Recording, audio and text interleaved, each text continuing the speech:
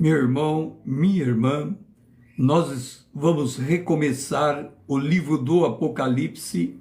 Estamos no módulo de número 4, estamos tratando sobre a profecia. Esse é o quarto vídeo dentro dessa série de módulo, é a quarta live. E nós vamos entrar numa questão muito curiosa sobre o livro do Apocalipse. Muitos dizem que o livro do Apocalipse é um livro difícil de entender. Quando eu começo a ler o Apocalipse, eu fico tentando entender aonde está a maior dificuldade de sua leitura.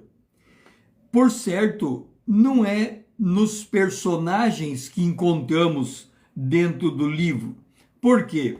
O livro do Apocalipse é um livro autoexplicável. O que nós queremos dizer com um livro autoexplicável? Para que nós possamos entender o livro do Apocalipse, nós temos que ouvir de homens fiéis, homens que estejam comprometidos com a palavra de Deus, não com o seu próprio saber, mas com aquilo que ele aprende da palavra. 2 Timóteo, no capítulo 2, o versículo 2, diz assim: o que de minha parte ouviste, através de muitas testemunhas, isso mesmo transmite a homens fiéis e também idôneos para instruir os outros. Portanto, ensinar é uma arte. Ensinar a palavra de Deus é uma arte que exige diligência, exige comprometimento com o conteúdo fidedigno desta palavra. Quando nós lemos a primeira bem-aventurança do Apocalipse, nós encontramos o seguinte, em Apocalipse, capítulo 1, o versículo 3. Se você está me acompanhando, esteja curtindo esta live, dizendo: eu encontrei Apocalipse, capítulo 1, versículo 3. Bem-aventurado aqueles que leem e aqueles que ouvem as palavras da profecia e guardam as coisas nela escritas. Deixe-me ligar aqui. E guardam as coisas nela escritas, porque o tempo está próximo.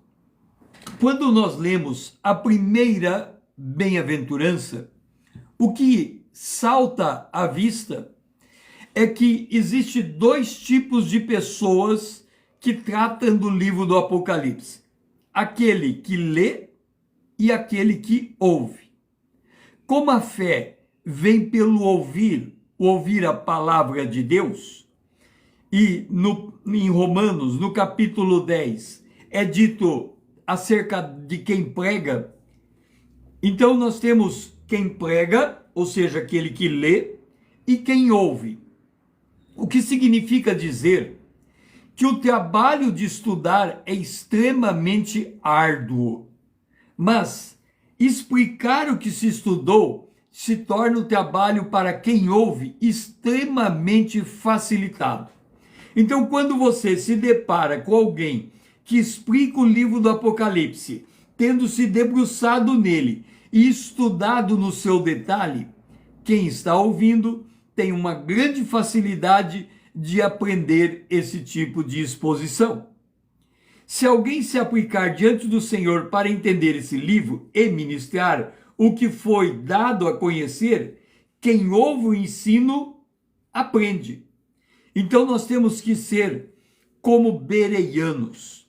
Vamos abrir a Bíblia em Atos, capítulo 17, o versículo 11. Se você encontrou o versículo primeiro do que eu, esteja curtindo esta live como sinal de que você está participando ativamente daquilo que eu estou expondo.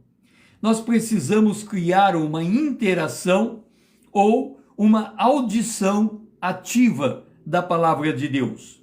O verso de número 11 diz assim: ora, estes de Bereia eram mais nobres que os de Tessalônica, pois receberam a palavra com toda avidez, examinando as escrituras todos os dias, para ver se as coisas eram de fato assim.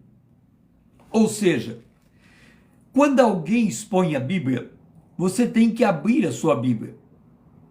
E quando você abre a sua Bíblia e ele expõe, você lê o texto que está sendo lido, verifica o contexto em que aquele texto está e depois examina com outras partes das Escrituras para saber se aquilo que está sendo ensinado é fidedigno.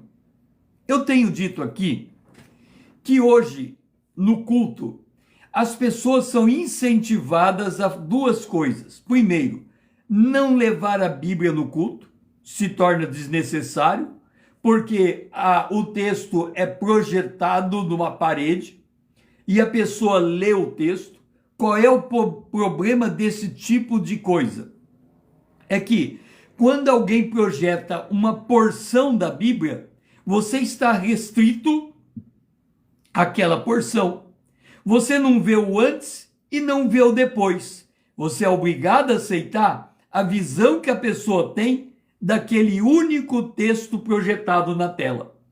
É muito comum você ouvir pregadores em lugar onde tem Bíblia, que ele diz assim: abre a sua Bíblia para ler o texto tal. Aí você abre a sua Bíblia e lê.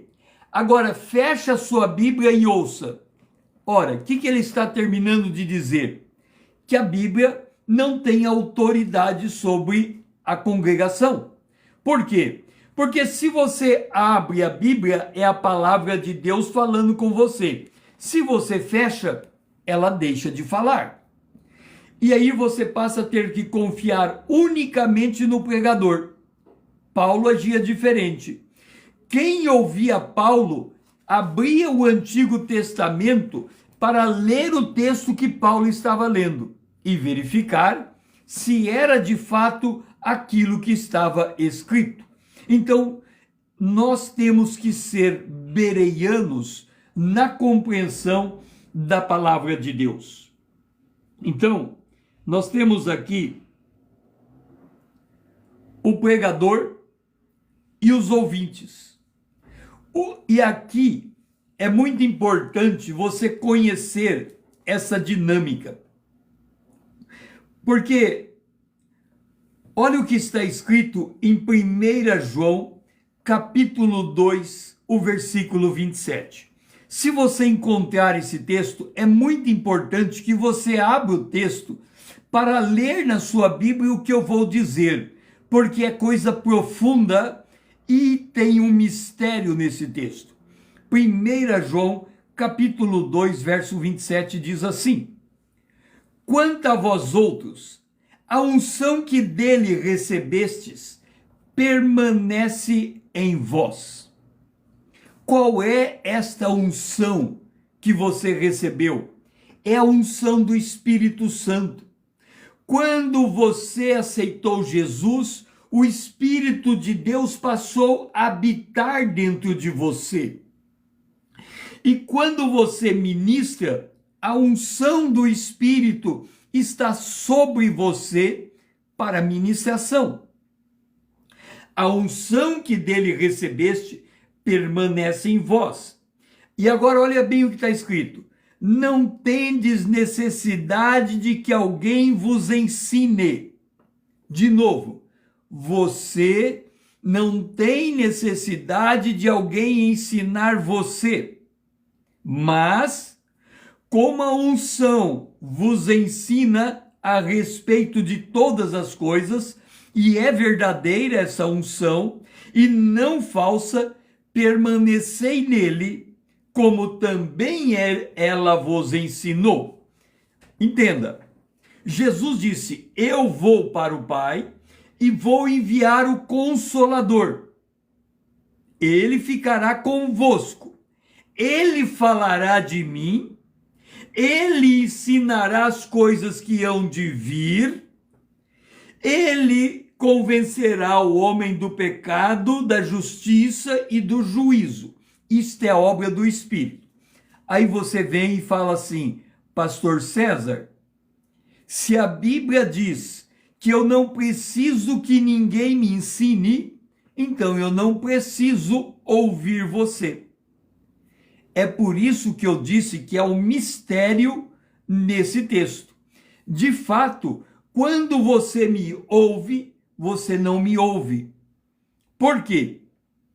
Se você tem o Espírito Santo, está me ouvindo, e eu tenho o Espírito Santo, estou lhe falando, quem comunica de mim para você é o Espírito de Deus.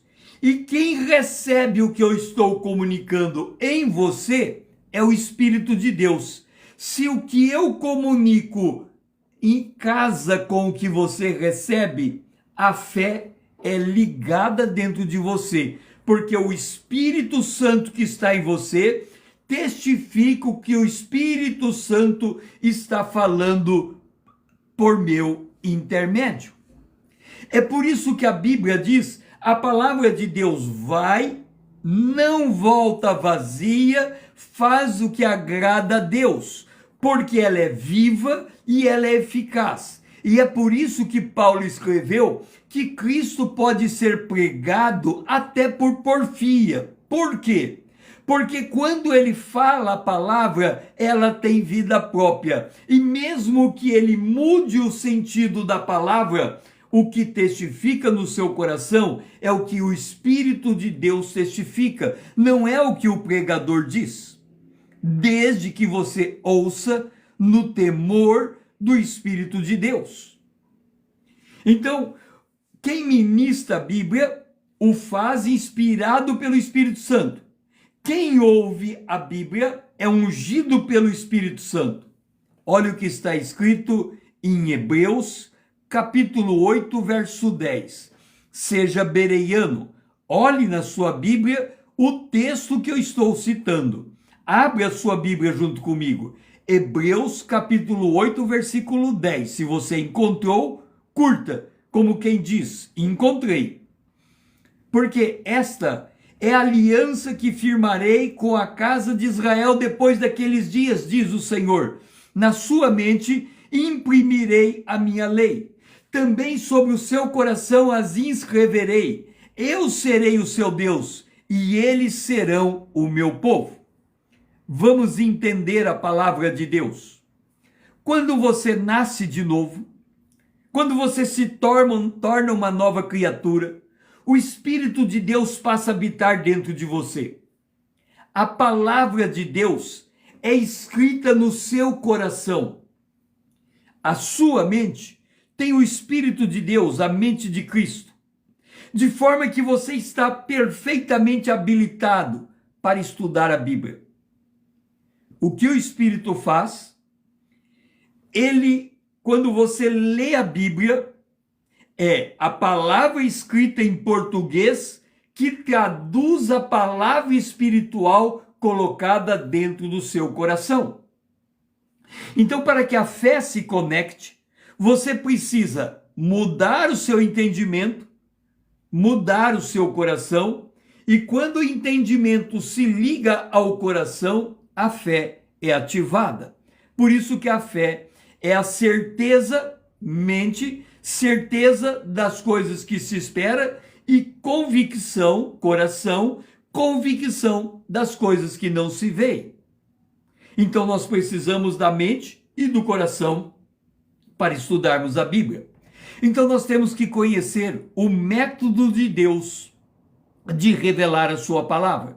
Ele precisa de um pregador, porque a fé vem pelo ouvir, mas ele precisa de um ouvinte, porque a fé vem pelo ouvir. O pregador transmite a palavra para ser ouvida e o ouvinte recebe a palavra que está ouvindo. E aí, para fechar tudo, o Apocalipse diz: quem tem ouvido, ouça o que o Espírito diz à igreja.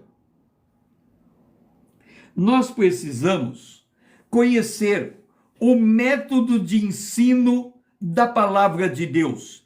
Se você não entender a maneira como Deus ensina, você vai comer na mão dos homens. Mas se você entender a maneira como Deus ensina, não importa quem fala a palavra, você aprende de todos. E eu vou dar um exemplo. Eu já fui pastoreado,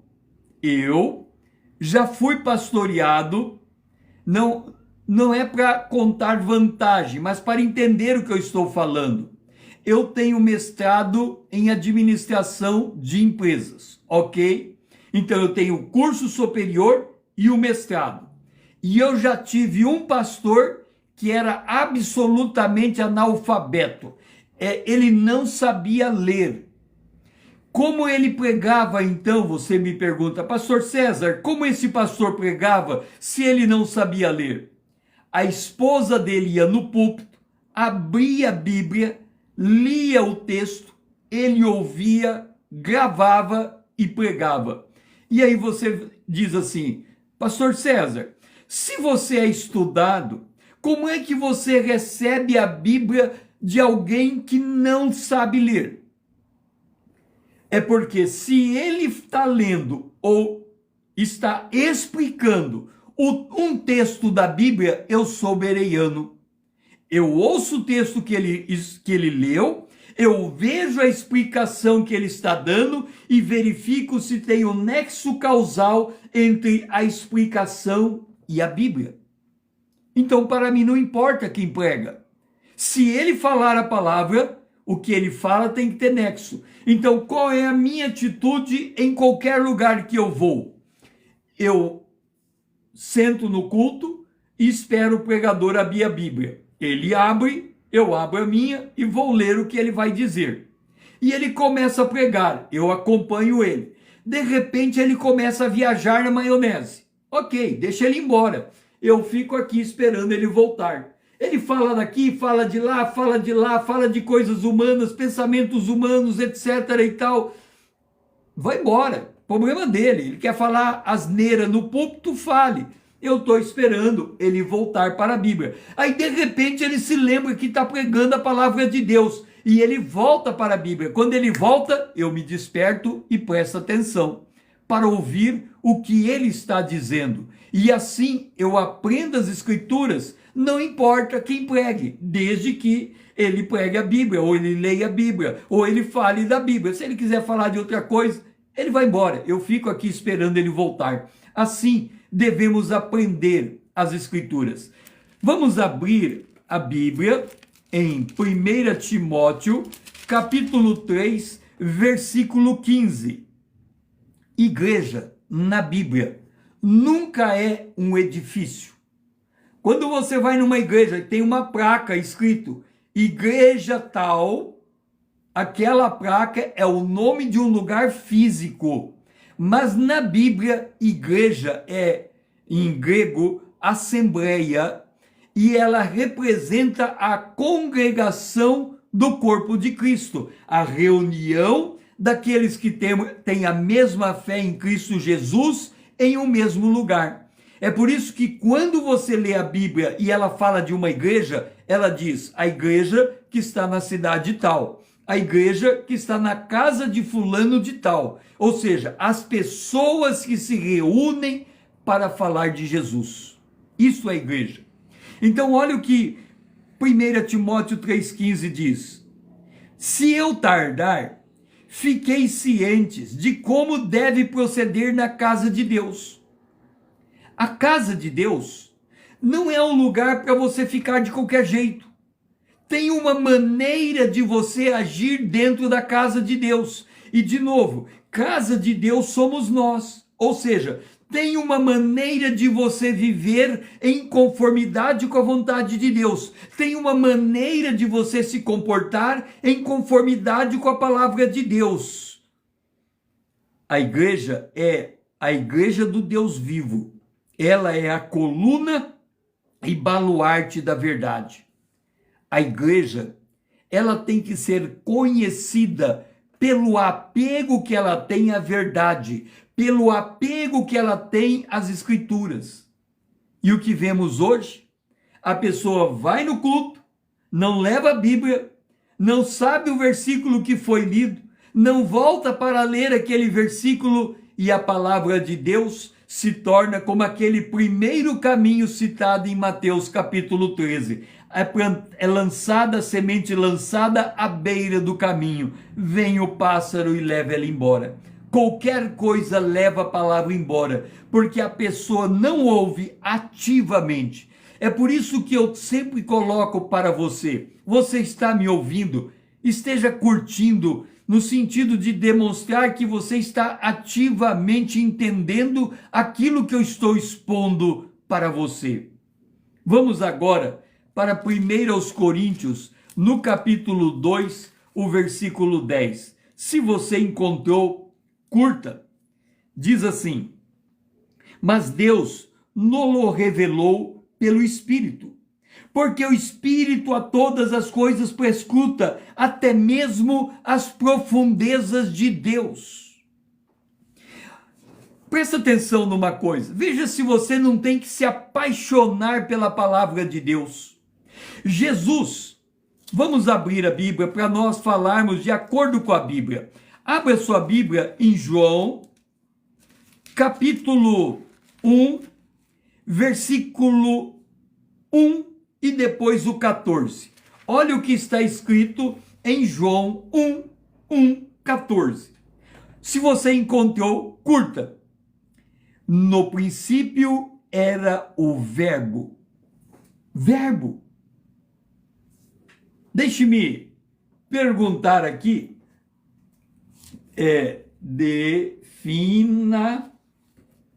Deixe-me colocar aqui. Defina verbo.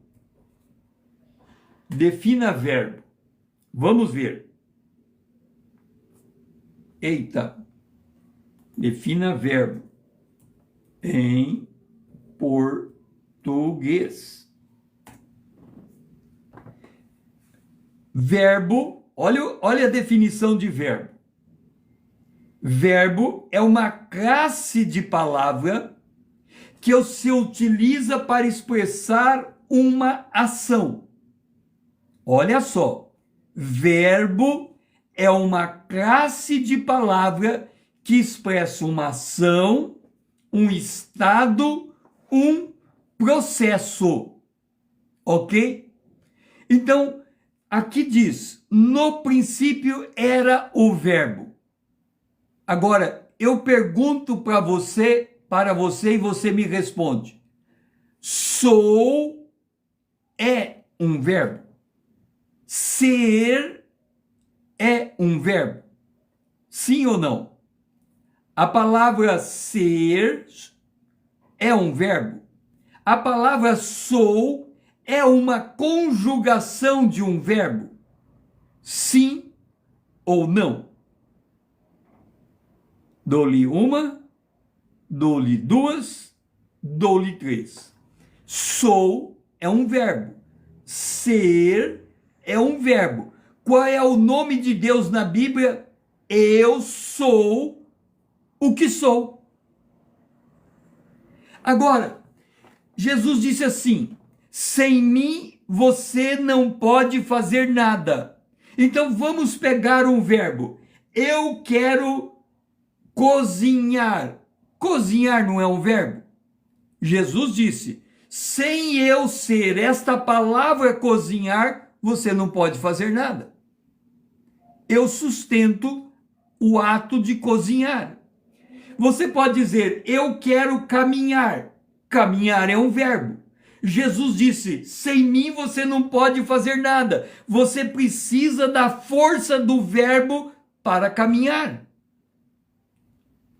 Então, quando nós lemos a palavra de Deus, no princípio era o verbo, e o verbo estava com Deus, e o verbo era Deus, e o verbo se fez carne e habitou entre nós. E quando você vai rapidamente para Apocalipse, no capítulo de número 19, e você encontra o nome de Jesus sendo este o seu nome, Apocalipse capítulo 19, diz o seu nome, ele estava vestido com um manto tinto de sangue, e o seu nome se chama o Verbo de Deus.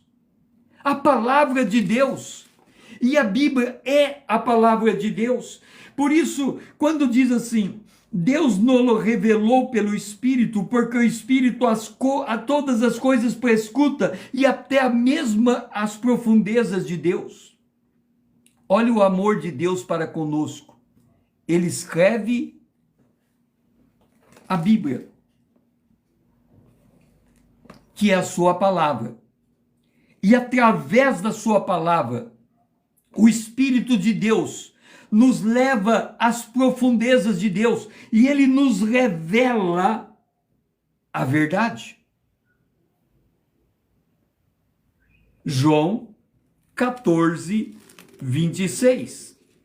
João, se você encontrou, esteja curtindo, mostrando que você está sendo mais rápido do que eu, encontrando o texto bíblico.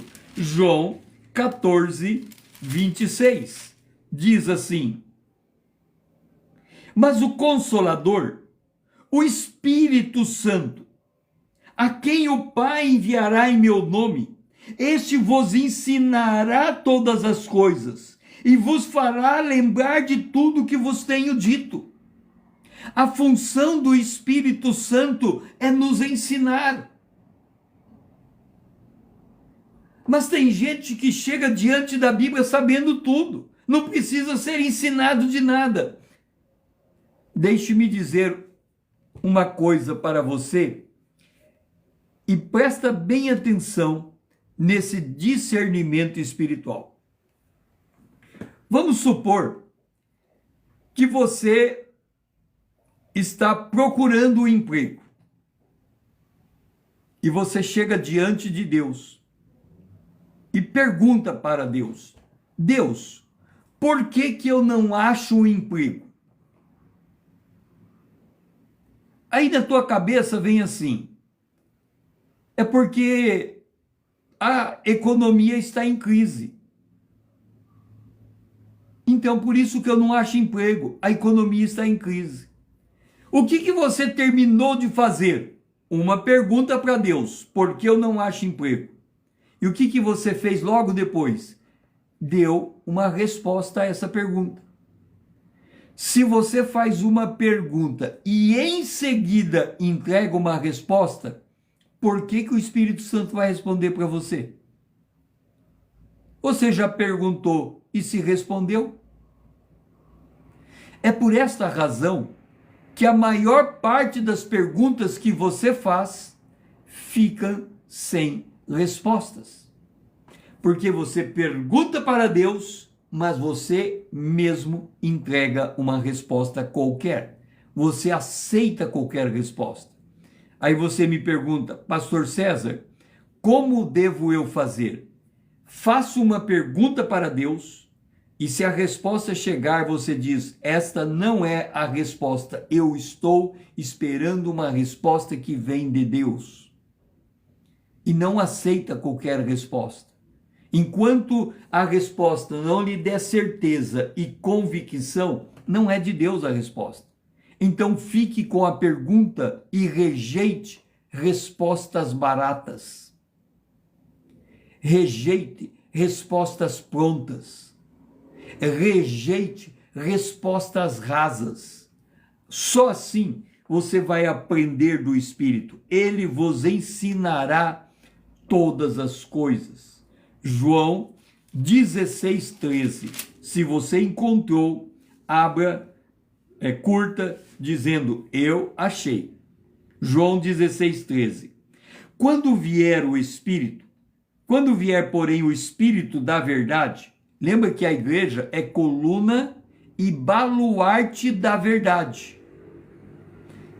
Quando ele vier, o Espírito da verdade, ele vos guiará a toda a verdade. Porque não falará por si mesmo, mas dirá tudo o que tiver ouvido, e vou-lo anunciará as coisas que hão de vir. Vou ler bem devagar para ver se a ficha caiu, se você entendeu. Diz assim: ele vos anunciará as coisas que hão de vir. Você quer conhecer as coisas que vão acontecer?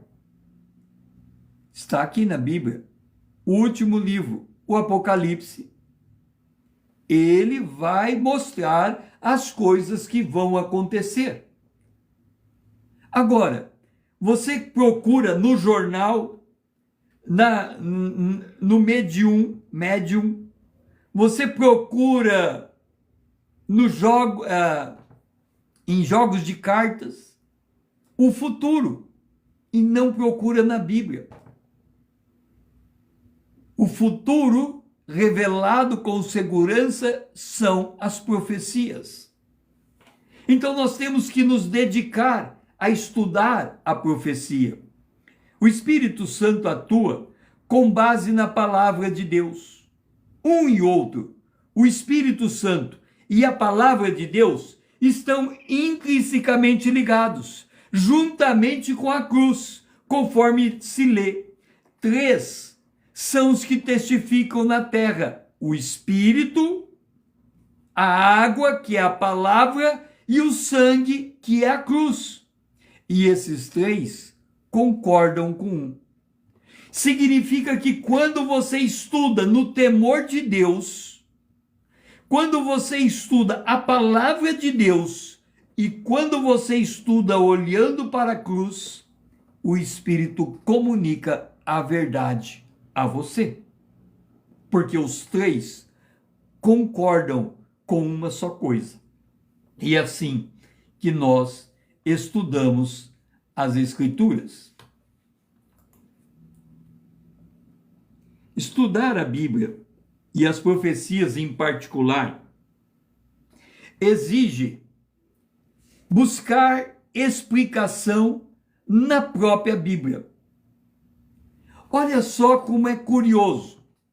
Quando as pessoas falam sobre o livro do Apocalipse, elas dizem alguma coisa assim do tipo: João escreveu o livro do Apocalipse de forma enigmática, porque naquela época Nero e o Império Romano perseguia a igreja, então ele tinha que escrever um livro enigmático que somente o cristão podia entender. Na Segunda Guerra Mundial, as mensagens eram criptografadas. E há um filme que conta, não lembro o nome do filme, que um homem buscou identificar a criptografia das mensagens dos alemães. E ele conseguiu. E aí ele decifrava a mensagem dos alemães. E as pessoas dizem para mim: Pastor César, o livro do Apocalipse é enigmático porque ele foi escrito para um romano não entender, para o Nero não entender. Por isso que é um livro complicado. Aí eu leio Apocalipse capítulo 1, verso 12 e 13, para verificar se esse é um livro complicado do jeito que as pessoas dizem. Vamos ler. Se você encontrou, abre a sua Bíblia em Apocalipse capítulo 1, o versículo 12 e 13, e se você encontrou, curta o vídeo para dizer: eu achei, estou lendo aqui na minha Bíblia. Olha o que está escrito.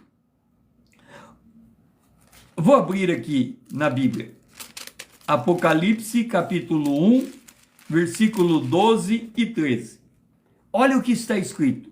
Voltei-me para ver quem falava comigo, e voltando, vi 7 candeeiros de ouro, e no meio dos candeeiros, um semelhante a filho de homem, com vestes talares, e cingido à altura do peito com uma cinta de ouro.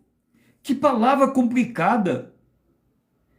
Eu acho que Nero não vai entender isso.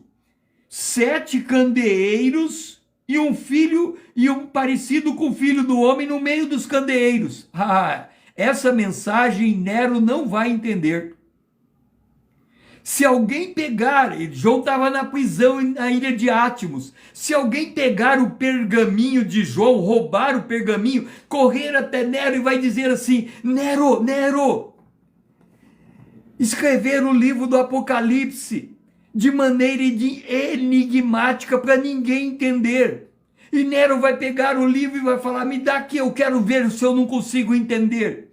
Aí ele vai ler: voltei-me para ver quem falava comigo, e voltando vi 7 candeeiros de ouro, e no meio dos candeeiros um semelhante ao Filho do Homem. Ele vai olhar, candeeiro.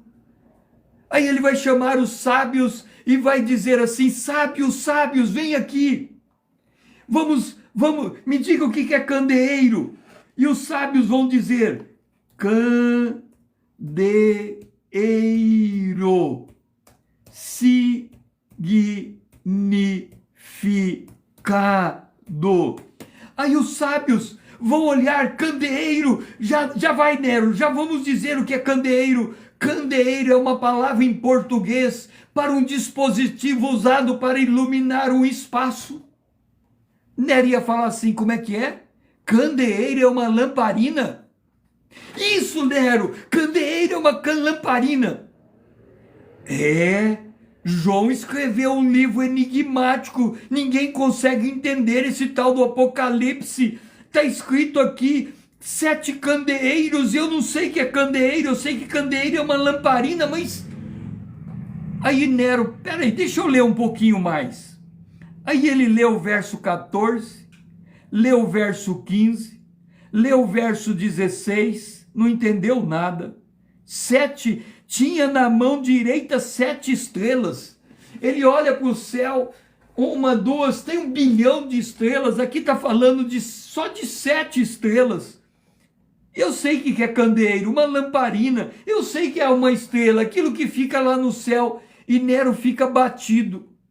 Aí Nero continua lendo 18, Nero leu 19, aí Nero leu 20. Quando ele leu 20, ele fala: epa, esse cara é bobo, porque ele criou uma senha e colocou a senha dentro do livro para todo mundo ler a senha. Que coisa mais absurda! O cara escreve a senha, 7 candeeiros, 7 estrelas, para ninguém entender. Mas quando chega no verso 20, ele escreve a senha. Quanto ao mistério das 7 estrelas, que viste na minha mão direita, e os 7 candeeiros de ouro, as 7 estrelas são 7 anjos das igrejas, e os 7 candeeiros são 7 igrejas. Que igrejas? Pera lá, o verso 11 diz assim: é a igreja de Éfeso, a igreja de Esmirna, Éfeso, Esmirna, Pérgamo, Tiatira, Sardes, Filadélfia e Laodiceia. Que homem mais burro esse João! Ele escreve para ninguém entender, mas dá o endereço das igrejas e dá o que significado do candeeiro e entrega as igrejas para mim. Vamos lá perseguir aquela igreja. Não faz sentido. Por isso que a Bíblia, o livro do Apocalipse, ele é um livro autoexplicado. Aí você pergunta assim: Pastor César, se não era para a mensagem ficar escondida, mas era para a mensagem ficar clara, por que então ele, ao invés de escrever 7 candeeiros, ele já não escreveu: voltei-me para ver quem falava comigo, e voltando vi 7 igrejas. E na mão direita dele tinha 7 anjos. Não era mais fácil escrever assim? Entenda uma coisa. Há uma diferença de você escrever uma palavra igreja e de você mostrar uma fotografia de uma igreja. Quando você escreve uma palavra igreja ou a palavra candeeiro, quando você escreve a palavra igreja, você pensa assim: igreja, significado no grego, assembleia. Assembleia, o que é assembleia? Uma reunião de pessoas. O que é uma reunião de pessoas que formam uma igreja? Reunião de pessoas que têm uma mesma fé. Ah, agora entendi o que é a igreja. Uma assembleia formada por uma reunião de pessoas que se encontram no mesmo lugar, tendo uma mesma fé. Isso é a igreja. Mas e candeeiro? Peraí, candeeiro é uma lamparina. E quando eu penso na lamparina, eu penso na luz. Quando eu penso na lamparina, eu penso no óleo dentro da lamparina.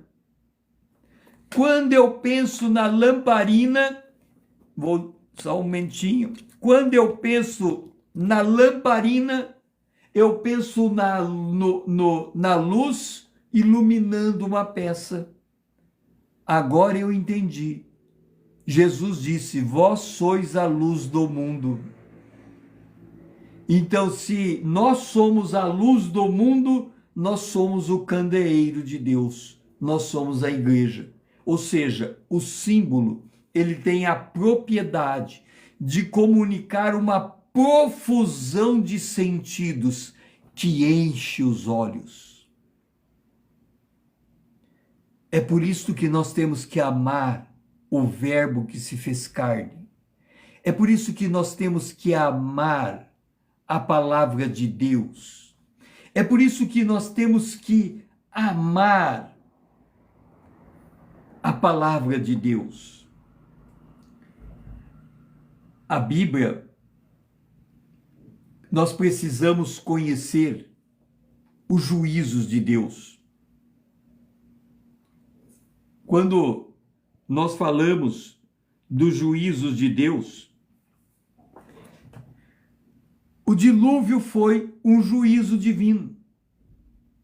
Nós precisamos conhecer. Agora, eu pergunto para você, será que alguém pode me responder aqui? Sim ou não? Responda. A morte é um juízo divino? Sim ou não? A morte é um juízo divino? Sim ou não? Dou-lhe uma. A morte é um juízo divino? Sim ou não? Dou-lhe duas. A morte é um juízo divino. O salário do pecado é a morte. Agora eu pergunto para você, o dilúvio é um juízo divino? Sim ou não? O dilúvio é um juízo, isso mesmo, Emily. A morte é um juízo divino, é o salário do pecado. E o dilúvio é um juízo divino? É um juízo divino. Agora eu vou fazer uma pergunta um pouco mais difícil. Qual é a diferença entre o juízo de Deus vindo pela morte e o juízo de Deus vindo pelo dilúvio? Qual é a diferença entre o juízo de Deus vindo pela morte e o juízo de Deus vindo pelo dilúvio? Alguém sabe responder? Qual é a diferença entre o juízo de Deus vindo pela morte e o juízo de Deus vindo pelo dilúvio? Dou-lhe uma, dou-lhe duas, dou-lhe três. O juízo de Deus vindo pelo dilúvio mata uma porção de gente no mesmo momento. A morte pode matar o indivíduo no fim da vida dela com 90 anos. O dilúvio antecipa a morte em uma geração. Agora, Deus é o juiz do universo. Ele é o Senhor. Ele é o Criador. Vamos examinar a condição divina. Deus criou os céus e a terra, ok? Então Deus é o Criador. Deus criou o homem à sua imagem e semelhança. Deus é o Criador. Agora, Deus criou o jardim do Éden. Deus é o Criador.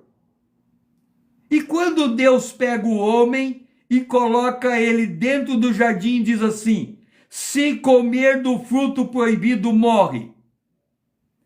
Deus é o legislador, Deus é o governador, Deus é o Senhor, porque ele diz: se comer, você morre. Aí Adão vai lá e come o fruto proibido. Qual é a posição divina agora? Deus é o juiz. Ele vai ter que julgar se a lei foi quebrada e qual é a penalidade colocada sobre ele. Deus é o Criador, Deus é o Senhor e Deus é o juiz. Aí eu pergunto para você: quem é que executa a sentença? Deus, porque ele diz: o inferno foi preparado para o diabo e os seus anjos. Então, quem é que vai executar o juízo? Deus também. Ele cria e ele prepara um lugar para a morte eterna, uma prisão eterna. Agora, se tem uma humanidade inteira vivendo fora da presença de Deus, vivendo em pecado, o que Deus pode fazer? Antecipar a morte de toda a humanidade. Ele mandou um juízo universal chamado dilúvio. E o dilúvio pegou toda a humanidade. Só se salvaram 6 pessoas. É isso? 6? 8 pessoas? Noé, a sua esposa e os seus filhos e suas noras. Só foi a misericórdia, porque Deus é misericordioso. Ele achou graça em Noé e graças a Noé a sua família foi salva. Então Deus pode tirar a vida de uma coletividade, como aconteceu com Sodoma e Gomorra. Os anjos foram na casa de Ló. Ló, hospitaleiro, recebeu os anjos. O que a população queria fazer? Violentar os anjos. Os anjos cercaram toda a cidade, tiraram Ló da cidade, deixaram Ló ir para longe com a sua família e mandou fogo do céu e destruiu aquela cidade. Deus pode, a qualquer tempo, antecipar o seu juízo sobre uma coletividade inteira. Operando Deus, quem vai impedir? Foi o que aconteceu no templo de Jerusalém. Jesus disse: está vendo esse templo bonito que tem aqui em Jerusalém? Não ficará pedra sobre pedra. Israel me rejeitou, não vai ficar nada nesse lugar. E Israel vai ser esparramado entre as nações. No ano 70 depois de Cristo, Jerusalém foi destruída, o templo foi destruído. Deus pode mandar o seu juízo sobre toda uma comunidade ao mesmo tempo, ou deixar que os homens morram naturalmente, como aconteceu no Israel no deserto. Ele disse: essa geração não vai entrar na terra prometida. Eles ficaram andando 40 anos no deserto e morreram na porta da terra de Canaã. Não entraram, porque Deus executou um juízo coletivo. Então nós temos que entender a soberania divina. Aí quando você lê 2 Pedro, capítulo 3, versículos 5 e 6, abra sua Bíblia em 2 Pedro, se você encontrou, esteja curtindo, dizendo: eu encontrei mais rápido do que você. 2 Pedro, capítulo 3, versículos 5 e 6. Porque deliberadamente esquecem que de longo tempo houve céus, bem como terra, a qual surgiu da água e através da água pela palavra de Deus. pela qual veio a perecer o mundo daquele tempo, afogado em água. As pessoas querem ignorar que Deus pode enviar o juízo a qualquer tempo. Com isso, porque eu preciso subir esse vídeo para tornar ele liberado, eu encerro esse módulo aqui. Se fez sentido para você, curta os vídeos que eu tenho publicado. Siga-me para que possamos crescer juntos na palavra de Deus. Salve para você rever aquilo que eu disse e olhar na Bíblia para ver se o que eu estou falando é o que está escrito. Compartilhe, alguém também precisa conhecer esta verdade. O meu lema é conhecendo a palavra para sermos transformados pelo poder de Deus na imagem de Cristo. Eu sou o pastor César Azevedo. Grato por me ouvir e até a próxima.